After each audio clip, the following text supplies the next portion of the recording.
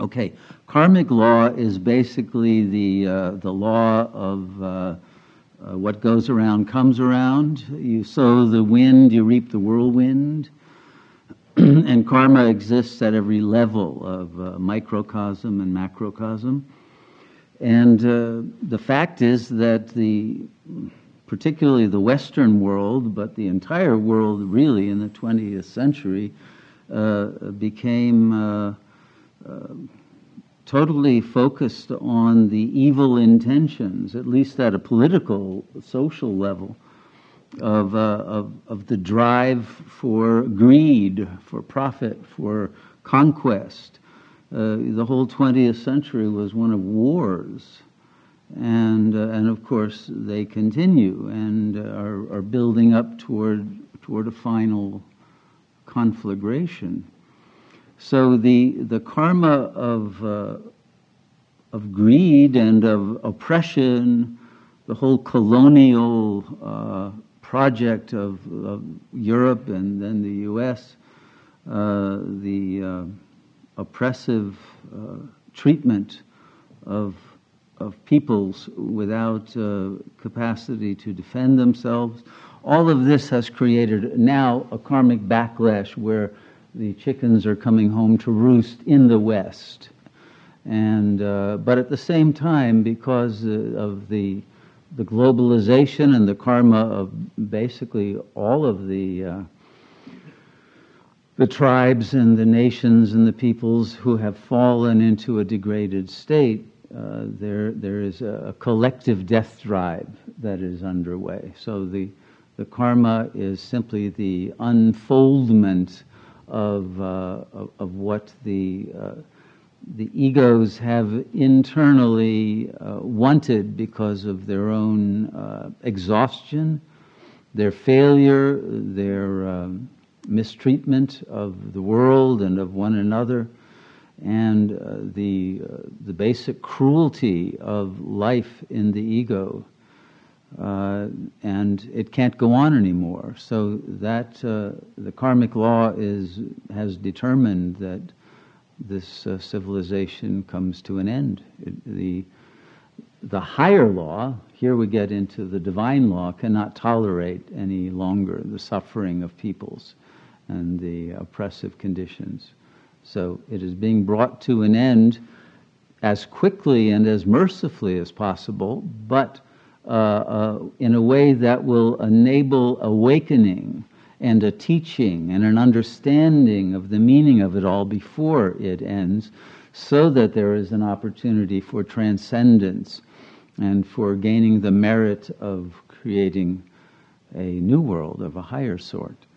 So karma is merciful and is acting and allowing the transcendence of ego to take place before the end. And in a way, the lockdown is creating a situation where the world is a monastery and everyone is now a monk in their cell and with nothing much to do but meditate. So it does give an opportunity for that kind of self-reflection on the meaning of our existence that people were in avoidance of before, because they could be rajasic and workaholic and participate in all those activities of running away from themselves, which are now unavailable. So that people have to face the ego's lack and its hatreds and self-hatreds and its loss of sacredness, its loss of its divine nature. So that's the karmic level, and then of course the cosmic level, this planet itself, Gaia, you could say, is the consciousness of the goddess of the earth, of nature. She is also, at the same time, with all of the geophysical activity, is going to be flooding and burning and eliminating all traces of this current world. Continents will be going under, new land masses will be coming up from the bottom of the oceans. The world will look very different in a very short time. And so on that plane of the cosmos, a new balance and a new beginning will also be taking place. And in relationship to other forces in the cosmos, there will be a rebalancing again. That's a whole topic that we'll save for another time, but there is a cosmic dimension, an interplanetary dimension to all of this as well.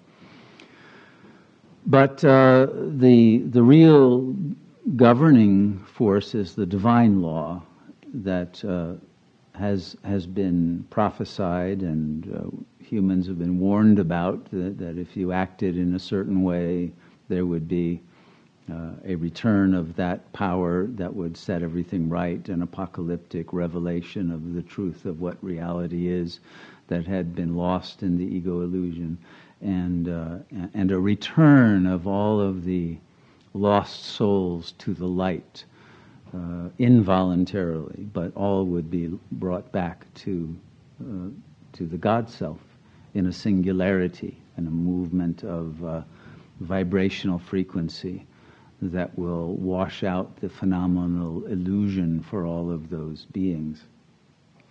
Every ego lives in its own private dream, but it's a dream within a larger dream. And now there will be an awakening from the private level of the ego's dream, and a return into not only the larger dream, but to the mind of the dreamer directly. And so an ascension out of this dimension of phenomenality in time and space into the light that is transcendent, until such a moment as karmically and let's say through the will of that power that organizes reality, souls will again return to the school of existence and have the opportunity to perform different kinds of karma with different trajectories of a higher order and a higher destiny, than to graduate and to be able to reach that level of God consciousness that is the ultimate yearning of every being. So the process will continue, but some will be out of it and not have to return to it.